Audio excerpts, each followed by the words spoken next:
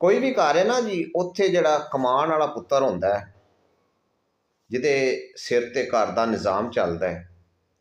ਉਹਦੇ बड़े नाज नखरे उठाए जाते हैं, ਉਹਦੀ हर गल ਨੂੰ अहमियत दी जाती है। तो बाज़ औकात ਉਹਦੀ कोई नजायज़ गल भी होवे ना जी, तो घर वाले वो भी ना चाहते आया मन लेंदे ने कि ਇਹਦੇ सिर ते साडे घर दा निज़ाम चलदा है, ਇਹਨੂੰ नाराज़ नहीं करना। साडे मुल्क की मईशत का दारोमदार जिहड़ा ना जी, वो ज़राअत ते वे, यानी कि साडे मुल्क का जिहड़ा कमाऊ पुत्तर है वो किसान है।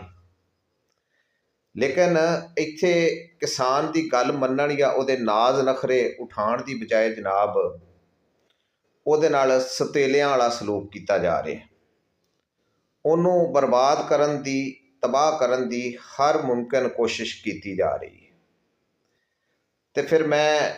ये गल क्यों ना कहां कि ये किसी दुश्मन की पॉलिसी हो सकती है कि किसी घर के कमाऊ पुत नूं जिहड़ा है वो नकारा बना दिओ, उन्होंने इस काबल ना छड्डो कि वो कमान जोगा रह जाए जे अगर उस घर नूं तबाह करना है। तो इस मुल्क नाल, मुल्क के किसान के नाल जिहड़ा सलूक हो रहा है, ये किसी मुहिबे वतन हुकूमत की जिहड़ी है वो निशानी नहीं, ये किसी दुश्मन की पॉलिसी तो हो सकती है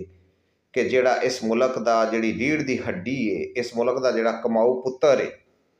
उन्होंने एक सोची समझी साजिश के तहत जनाब जिहड़ा है वो तबाह किया जा रहा है, बर्बाद किया जा रहा है।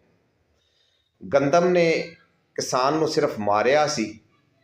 ते आलू जिहड़े ने, आलूआं ने जनाब किसान नूं दफन करके ते उन्हां दे उत्ते मणां दे हिसाब नाल मिट्टी पा दित्ती।